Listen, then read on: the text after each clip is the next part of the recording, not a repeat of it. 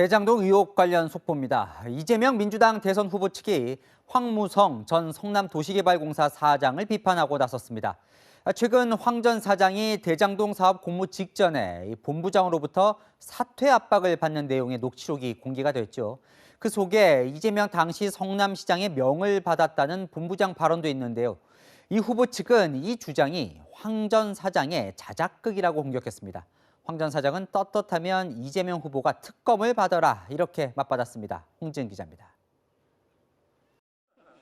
황무성 전 사장이 6년 전 사퇴 압박 녹취록을 공개한 이유를 밝혔습니다. 이재명 민주당 대선 후보의 국정감사 발언도 계기가 됐습니다. 저는 그분이 계속 계시길 바랐어요. 왜냐하면 그분이 상당히 역량 있는 분이셨고. 황 전 사장은 그렇게 생각했다면 당시 제게 한마디라도 했어야 했다며 이 후보를 향해 떳떳하다면 특검을 통해 밝혀도 된다고 말했습니다.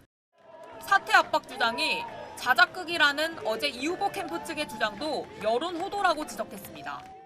황 전 사장은 자작극을 벌일 이유는 하나도 없다며 녹취를 들으면 당시 분위기가 어땠는지 온 세상이 다 아는 일이라고 했습니다.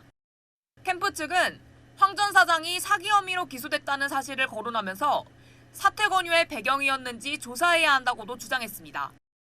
황 전 사장에게 사퇴를 압박했던 유한기 전 본부장은 캠프 측의 이러한 주장을 뒷받침하는 입장문을 냈습니다. 유 전 본부장은 사기 사건으로 기소돼 재판을 받고 있었다며 본인 명예를 고려해 사퇴를 건의했다고 밝혔습니다. 그러면서 당시 이재명 시장이나 정진상 정책실장과 상의한 적이 없다고도 했습니다. 황 전 사장은 민간 사업자 공모 지침서를 자신이 결제한 건 맞다고 인정했습니다. 하지만 사업 수익이 지분만큼이 아니라 1,822억 원의 고정이익으로 바뀐 건 검찰 조사를 받으면서 알게 됐다고 밝혔습니다.